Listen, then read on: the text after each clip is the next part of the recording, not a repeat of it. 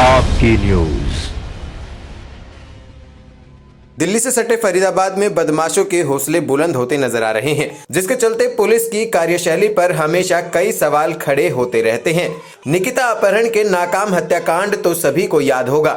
इस दिन दहाड़े हुए हत्याकांड के बाद लोगों ने फरीदाबाद पुलिस से सेवा, सुरक्षा और सहयोग के नारे पर कई सवाल खड़े किए थे कि क्या इसी सुरक्षा के नारे के चलते फरीदाबाद की बेटियां सुरक्षित रहेंगी, जिसका पुलिस के पास कोई जवाब नहीं था कि फिर एक ताजा मामला देखने को मिला।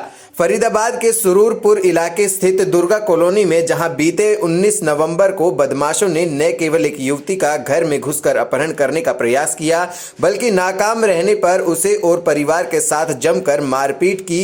इतना ही नहीं, बीच बचाव करने आए एक युवक को बदमाशों ने तलवार मारकर लहूलुहान कर दिया, लाठी डंडों से हमला कर अधमरा कर दिया और मौके से फरार हो गए। इस घटना के बाद पीड़ित नाबालिग युवती की तरफ से संजय कॉलोनी पुलिस चौकी को शिकायत की गई है, लेकिन युवती और उसके परिजनों का आरोप है कि पुलिस उन्हें डरा धमका कर आरोपियों का बचाव करते हुए फैसले का दबाव बना रही है। फरीदाबाद के सुरूरपुर इलाके में स्थित दुर्गा कॉलोनी में बीते 19 नवंबर को वहीं के रहने वाले कुछ दबंग किस्म के बदमाशों ने एक घर पर हमला बोल दिया, जिसके बाद न केवल उन्होंने परिवार के सदस्यों के साथ मारपीट की, बल्कि घर में मौजूद एक अविवाहित युवती का भी अपहरण करने की कोशिश की। पीड़ित परिवार की तरफ से पीड़ित युवती के मामा का आरोप है कि वे बिहार के रहने वाले हैं। उनकी बहन कुछ दिन पहले ही सुरूरपुर से दुर्गा कॉलोनी में रहने के लिए गई थी, जहां एक विशेष समुदाय के युवक ने धर्म परिवर्तन कर उनकी बेटी की शादी अपने समुदाय में कराने का दबाव बनाया, जिसका उसकी बहन ने विरोध किया था। अब उन्होंने छोटी सी बात का बहाना बनाकर न केवल उनके घर में घुसकर उनके साथ मारपीट की, बल्कि उनकी भांजी का अपहरण करने का प्रयास किया, जिसकी शिकायत उन्होंने संजय कॉलोनी पुलिस चौकी में दी है। जिस मामले में कल देर शाम को पुलिस ने पीड़ित परिवार को बुलाया था, ये तस्वीरें संजय कॉलोनी की हैं। लेकिन पुलिस इस मामले में आरोपियों के खिलाफ कार्रवाई करने की बजाय मामले में लीपापोती कर उल्टे पीड़ित परिवार को धमका रही है और विशेष समाज के लोगों का बचाव कर फैसला करने का दबाव बना रही है।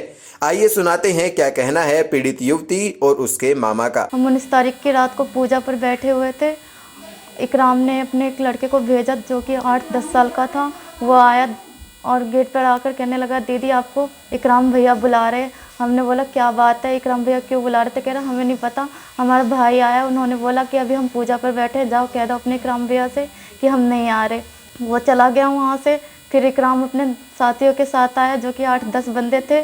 सारे एकदम से आए, ऊपर चढ़ गए और कहने लग गए लड़की कहाँ है, लड़की को उठाओ। वो हमारा हाथ पकड़ कर खींचने लग गए। हमारी मम्मी ने बचाने की कोशिश की तो वो हमारी मम्मी को भी बहुत बुरी तरीके से मारा है, धक्का वक्का दे दिया था। हमारे साथ सीढ़ियों पे बदतमीजी की, उल्टे सीधे जगह पे हाथ भी मारा है उन्होंने। और जब हमारे भाई के दोस्त हमें बचाने के लिए आए तो उनको बहुत बुरी तरीके से घायल कर दिया। हमने पुलिस को कंप्लेन भी किया था, पुलिस आई थी लेकिन हमारे भाई को ही उठा के ले गई। हमारे भाई के साथ गाली गलौज भी की थी। अभी पुलिस के तरफ से ये कार्रवाई हुई है कि अभी फ़ोन जब आया, हम लोग यहाँ पे आए हैं, उसके बाद यहाँ पे आते ही हमारी बहन के भांजी का जब वो बयान ले रहे थे तो उससे ज़बरदस्ती ये कहलवा रहे थे कि ऐसे बोलो ऐसे बोलो। हम जाकर बीच में बोलते थे कि मैडम ये बात नहीं है, तो उसको डराया धमका रही थी और हमारी भांजी बहुत रो रही थी। तो फिर उसको जैसे तैसे करके वो बयान लिखवाया है और बीच बीच में हमसे कह रहे थे कि तुम्हारा कुछ भी केस नहीं है, बिल्कुल केस कमज़ोर हो चुका है, तुम ऐसा करो कि इसको मुकदमे वापस ले लो, नहीं तो तुम सारे के सारे उल्टा फंस जाओगे। बिहार से आए हुए हो, कमाओ खाओ, यहाँ पे रहो, यहाँ पे ऐसे करोगे कुछ नहीं होगा तुम्हारा। अगर तुम कहोगे तो हम समझौता करके और तुम्हें मुआवजा जो भी होगा वो सब हम मुआवजा तुम्हें दिलवा देंगे। किसने कहा आपको? ये सुशीला फोगाट मैडम है, यहाँ पे सब इंस्पेक्टर हैं लेडीज़ में, तो उन्होंने ये कहा था ये बात। तो दबाव बना रहे हैं आप? बिल्कुल सर, दबाव बना रहे हैं और पूरा का पूरा कोशिश कर रहे हैं कि हम ये मुकदमा वापस ले लें।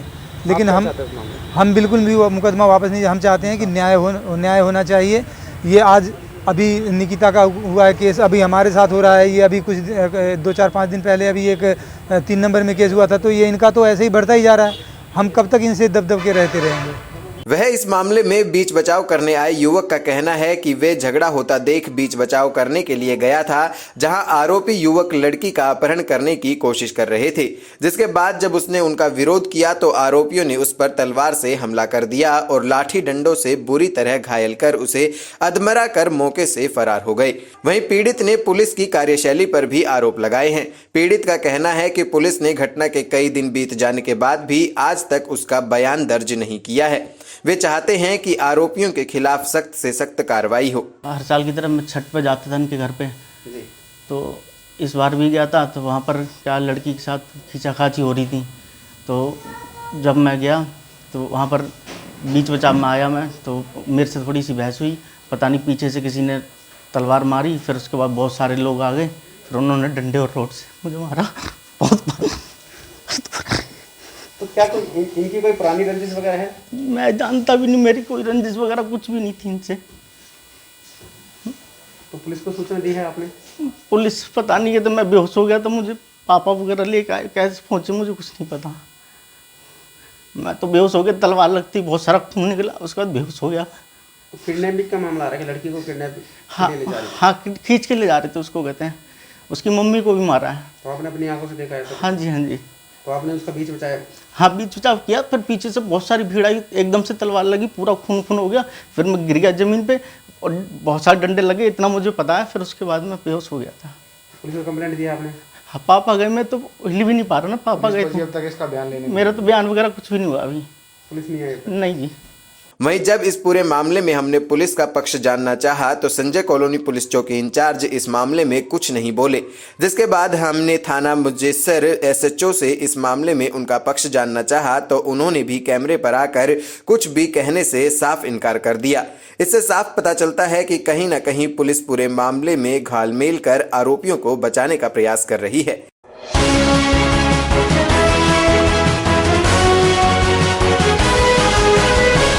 आपकी न्यूज।